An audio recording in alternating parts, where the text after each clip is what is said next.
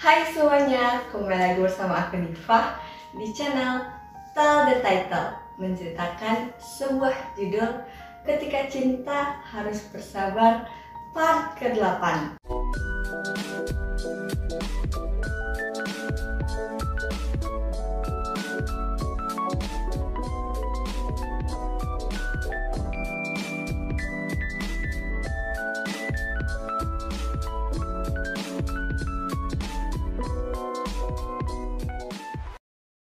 Nah, sebelum aku lanjutin, Ketika Cinta Harus Bersabar part ke-8, kalian jangan lupa like, comment, dan subscribe dulu Tell the Title supaya aku semangat terus bacain ceritanya buat kalian. Nah, tunggu dulu, aku mau nanya, gimana nih puasanya? Lancar nggak? Semoga kuat terus ya sampai akhir. Nah, kita lanjut. Ketika Cinta Harus Bersabar part ke-8. 3 bulan telah berlalu dari hari itu. Dan malam ini, aku kembali meneteskan air mataku. Suami yang aku bangga-banggakan selama ini ternyata berbohong kepadaku. Aku tak pernah habis pikir. Tadi pagi dia mengatakan padaku bahwa dia tidak bisa ikut hadir dalam acara Munasyaroh Palestina di Monas. Tapi ternyata di antara ribuan bahkan puluhan ribu ikhwan yang datang pada acara itu, kedua mataku menangkap sosok seorang ikhwan yang sudah kukenal dari 8 bulan ini hidup bersama. Aku melihat suamiku tengah mengibarkan bendera Palestina, lengkap dengan topi dan ikat kepalanya yang bertuliskan Save Palestine. Dia mengibarkan bendera itu dengan penuh semangat dan gairah yang selalu membakar jiwa. Entah mengapa Allah SWT menampakkannya di penglihatanku di tengah kerumunan orang-orang itu. Remuk, redam rasanya jiwa ini ketika aku sadar dia telah membohongiku. Berkali-kali aku yakinkan diriku bahwa orang yang aku lihat itu bukan suamiku. Tapi ketika aku tatap sekali lagi wajahnya yang samar-samar kulihat dari kejauhan dan dari kerumunan orang, aku memantapkan hati bahwa dia memang suamiku. Ikhwan itu benar-benar Mas Yusuf. Melihat hal itu, langsung saja aku panggungkan wajahku dan mengajak Nadia sahabatku untuk beranjak pergi dari awal tempatku berdiri. Aku tidak mau Nadia tahu kalau ternyata Mas Yusuf menjadi salah satu pengibar bendera Palestina di sana. Sebab dari awal aku sudah terlanjur bilang padanya bahwa Mas Yusuf tidak bisa hadir karena ada urusan di sekolahnya. Nadia pun percaya dan aku tidak ingin kepercayaan Nadia itu berubah menjadi ketidakpercayaan padaku ataupun suami karena dia telah melihat Mas Yusuf di sana. Kuajak Nadia keluar dari sana dengan alasan aku lelah dan ingin mencari minum pelepas dahaga. Dan kebetulan saja waktu sudah menunjukkan pukul 11.30 menandakan bahwa sebentar lagi azan zuhur akan berkumandang. Segera saja kuajak Nadia untuk pergi dari Monas menuju masjid terdekat, yaitu Masjid Istiqlal. Di sana sudah banyak ikhwan atau akhwat yang berpeluh dan berkeringat tengah membanjiri Masjid Istiqlal untuk melaksanakan sholat zuhur. Aku teringat kembali dengan Mas Yusuf. Kenapa dia berbohong padaku ya? Apa dia tidak mau pergi ke acara itu bersamaku sehingga dia harus berdusta? Atau apa ya? Seketika air mataku jatuh membasahi wajahku. Aku tersadar, ternyata azan zuhur tengah berkumandang. Aku segera mempersiapkan diri untuk melaksanakan sholat zuhur bersama Nadia. Setelah sholat zuhur sudah menunjukkan pukul 13.00, kami memutuskan untuk pulang. Nadia banyak sekali bercerita tentang hal-hal yang lucu. Aku ingin sekali tertawa, tapi tidak bisa. Bayang-bayangku tentang Mas Yusuf kembali mengusik pikiranku. Hal itu mengalahkan semua rasa dan pemikiranku yang kala itu tengah mendengarkan cerita Nadia. Aku hanya bisa tersenyum kecil, tanpa bisa berkomentar apa-apa. Dan ketika Nadia bertanya padaku tentang sikapku, aku hanya menggeleng dan menjawab, enggak, aku gak kenapa-napa. Terus bagaimana kelanjutannya? Lalu Nadia pun melanjutkan ceritanya. Aku hanya mendengarkan dengan pikiran yang entah kemana perginya. Nadia mengajakku mampir sebentar ke warung siomay yang ada di stasiun Gondang Dia. Aku menurutinya. Setelah itu kami naik ke atas dan membeli tiket. Nadia yang membelinya. Jurusan Lenteng Agung dan Pasar Minggu. Di stasiun Gondang Dia sudah banyak sekali orang yang beratribut Palestina. Entah bajunya, kerudungnya, atau topi dan pin yang mereka kenakan. Memang semangat saudara-saudara kita di Palestina tidak pernah surut untuk melawan penjajah Israel. Sampai mereka takluk dan menyerahkan rakyat Palestina. Sampai mereka takluk dan menyatakan mereka menyerah pada rakyat Palestina. Dari jarak beberapa meter, aku melihat seorang akhwat yang sepertinya aku kenal. Dia adalah sahabat Alifah. Dia pernah datang bersama Alifah ke pesta pernikahanku. Ingin sekali rasanya aku mendekatinya dan menanyakan kabar Alifah padanya. Dengan langkah yang pasti, aku mengajak Nadia untuk menghampirinya. Assalamualaikum, ucapku padanya. Waalaikumsalam, sahutnya bersama dengan beberapa temannya. Afwan, Ana mau tanya, apa anti temannya Alifah? Tanyaku sambil mengarahkan pandanganku pada orang yang kumaksud. Oh iya, Ana temannya Alifah. Ana Ririn. Afwan, anti istrinya Yusuf kan? Katanya. Iya, Ana mau tanya, bagaimana kabar Alifah sekarang? Apa dia tidak ikut munasaroh? Atau mungkin dia pergi dengan suaminya ya, kataku. Wajah Ufti di hadapanku terlihat muram. Ada apa ya, Rin? Tanyaku langsung padanya. Keadaan Alifah sekarang tidak begitu baik, jawabnya dengan nada yang sedih. Memang dia kenapa? Tanyaku. Seminggu setelah pernikahannya, suaminya meninggal akibat kecelakaan kereta api. Mobil yang dikendarinya mogok dan terjebak di rel kereta api. Dan pada saat yang bersamaan, kereta datang melintas dan Guntur meninggal. Lalu, keadaan Alifah sekarang bagaimana? Tanyaku. Keadaan terakhir yang aku tahu, dia kini hanya terbaring di rumah sakit karena stres. Awalnya dia bisa menerima kenyataan ini, tapi makin kesini, kondisinya semakin parah. Dia tidak mau makan dan minum sampai akhirnya sakit. Dia terus memikirkan kematian suaminya yang sangat tragis. Dan pada akhirnya dia harus dilarikan ke rumah sakit karena kondisi tubuhnya semakin lemah dan parah. Aku diam sejenak dan aku kembali bertanya, di rumah sakit mana ya Alifah dirawat? Tanyaku. Setelah Ririn memberitahukan di mana Alifah dirawat, aku segera meminta diri untuk beranjak dari tempatku berdiri kini. Dan dia bertanya padaku, siapa Alifah? Katanya.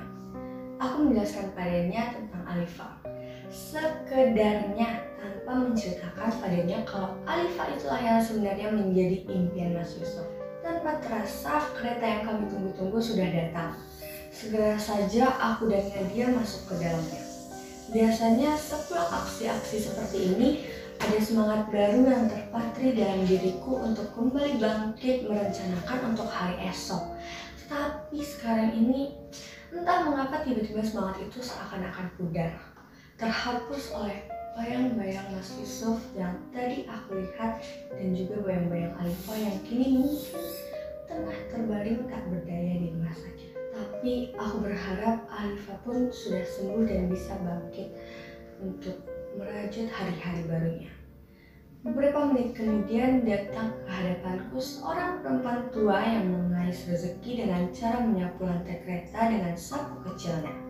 Pakaiannya compang-camping namun tetap berkerudung menandakan bahwa dia seorang muslim. Di pinggangnya terdapat sebuah tas untuk menaruh uang hasil menyapu yang diberikan dengan ikhlas oleh penumpang. Dia menandakan tangan kanannya padaku. Wajahnya begitu berseri-seri saat menerima uang dariku dan Nadia. Dia pun mengucapkan, terima kasih ya, katanya. Dan dia kembali menyapu. Dia pun mengucapkan, terima kasih ya, dan kembali menyapu bagian yang lain dari lantai kereta. Nadia bertanya padaku, kamu memberinya uang 5.000, ndak? Tanyanya. Ya, sebutan ndak hanya Nadia yang memanggilku. Apa menurutmu uang 5.000 rupiah itu besar? Tanyaku balik padanya. Menurutku itu terlalu besar, ndak? Apa tidak ada uang kecil? Katanya. Ada, Tapi bagiku uang 5.000 itu tidak ada artinya bila dibandingkan dengan semua nikmat yang telah Allah berikan padaku. Uang 5.000 itu hanya sebagai ungkapan rasa syukurku pada Allah karena paling tidak Dia masih berkenan mengizinkan aku untuk hidup enak dan nikmat tanpa harus bekerja keras seperti yang ibu tadi lakukan. Aku hanya ingin membagi rasa syukurku ini pada orang-orang yang memang pantas untuk menerimanya. Lagian pula dia bukan hanya mengemis, tapi juga secara tidak langsung dia sudah membantu kita dengan membersihkan lantai kereta ini. Benar kan, Nat? Jelasku pada Nadia. Benar sih, Nat, kata. Tiba-tiba aku mendengar suara bentakan hebat yang dilayangkan oleh seorang laki-laki. Hei, perempuan tua jalang, berani-beraninya kau mengotori sepatuku dengan sampah busukmu itu. Pantaslah tanganmu itu kuinjak karena kau telah mengganggu kami dengan sapu buntutmu itu. Nyahlah kau dari hadapanku, dasar perempuan tak tahu diri. Bentak salah seorang dari perempuan yang aku tidak tahu siapa dia. Aku bangkit dari dudukku untuk mengetahui siapa yang berani berbuat kurang ajar pada seorang perempuan yang dibilang jalang olehnya. Ternyata yang berbuat hal yang memalukan itu adalah seorang dari dua penumpang laki-laki yang berpakaian rapi dengan membawa tas yang agak besar yang tadi sempat aku perhatikan. Dan perempuan tua yang dihina olehnya adalah ibu tua yang tadi menadahkan tangannya padaku dan Nadia. Ibu tua itu hanya duduk sambil menangis sambil mengusap-usap tangannya yang katanya terinjak oleh orang yang menghinanya tadi. Aku sungguh tak tega melihatnya. Orang yang berpakaian rapi yang satunya lagi mengusap-usap bahu temannya. Aku harap dia bisa menyadarkan temannya itu yang sudah berbuat kurang ajar pada ibu tua. Tapi ternyata dugaanku salah. Dengan setali 3 uang, orang yang satunya lagi malah ikut-ikutan mencaci ibu tua itu. Hei, pergi kau dari sini. Seperak pun tak akan aku berikan uang untukmu. Pergi kau, dasar perempuan tua, tak tahu diuntung, mengganggu saja. Pergi kau, ucapnya dengan nada yang lebih tinggi dari orang yang sebelumnya. Semua penumpang yang ada di dalam kereta mengarahkan pandangannya pada 2 orang laki-laki dan ibu tua itu. Sungguh, aku jadi naik pitam. Aku sungguh tak tega melihat 2 orang tua itu menghina ibu tua itu. Cukup, teriakku sambil berjalan ke arah ibu tua itu. Sebenarnya aku juga takut dan gemetar, tapi aku yakin aku bertindak yang memang seharusnya dilakukan oleh setiap muslim yang melihat kemungkaran dan kezaliman. 2 laki-laki itu mengarahkan tatapan sinis padaku. Jujur, pada saat itu aku hanya bisa pasrah pada Allah. Tidak sepantasnya ya kalian sebagai seorang yang berpendidikan berperilaku seperti itu. Saya yakin kalian ini pasti seorang yang berpendidikan, bukan? Apakah pantas kalian berdua menghina ibu ini dengan hinaan yang sebenarnya sangat tidak patut keluar dari mulut kalian sebagai seorang yang berpendidikan? Kalau hanya karena itu semua kalian merasa benar melakukan hal itu, maka sebenarnya hina bukan ibu ini, melainkan kalian, ucapku sambil membantu ibu tua itu untuk berdiri. Apa maksud perkataanmu, Hei? Tanya salah seorang dari 2 laki-laki itu yang mengenakan kemeja berwarna biru tua. Apa kurang jelas yang saya ucapkan tadi? Kalau kalian merasa benar melakukan hal itu, maka kalian bentak lebih tinggi dari seorang pecundang. Kalian menghina seorang ibu yang sudah tua renta ini tanpa sebuah rasa tak tega sedikit pun. Hanya karena dia tak sengaja mengotori sepatu kalian. Lantas kalian menghinanya. Apakah harga diri kalian hanya sepantas sepatu kalian yang mengkilap itu? Kataku. Hei, tutup mulutmu, perempuan berjilbab. Tahu apa kau tentang harga diri? Hah? Katanya. Apakah kalian tidak pernah berpikir sedikit pun tentang kehidupan? Ketika mata kalian melihat dia mencari sesuap nasi dengan membersihkan gerbong kereta ini, kemana hati nurani kalian? Tatkala tangan tua renta menyingkirkan sampah-sampah yang kita buang sembarangan di sini. Saya tanya, apakah pekerjaan itu mengganggu kalian? Apakah pekerjaan itu menyusahkan kalian sehingga kalian harus marah padanya? Apakah kalian bisa menjawabnya? Saya yakin kalian seorang muslim. terlihat dari gantungan tas kalian yang berlambangkan Allah. Apa kalian tidak menyadari bahwa iman kalian belum sempurna? Kalau kalian merasa benar-benar beriman, seharusnya kalian bisa lebih mencintai saudara kalian sesama muslim. Harusnya kalian bersyukur karena Allah masih memberikan kesempatan pada kalian hidup enak. Sehingga kalian tidak perlu susah-susah mencari uang seperti yang ibu ini lakukan. Tolonglah kalian buang kesombongan kalian itu. Saya melakukan hal ini karena saya tidak tega melihat ibu ini dicaci dan dihina. Dua lelaki itu tampak sangat menyesal. Mereka saling bertatap-tatapan. Kemudian mereka mengaku sangat menyesal dengan tindakannya terhadap ibu itu. Setelah mengucapkan terima kasih padaku, mereka menyalami ibu tua yang kini ada di sampingku, sambil meminta maaf padanya dan memberinya 2 lembar uang 100 ribuan. Ibu tua itu menghapus air matanya.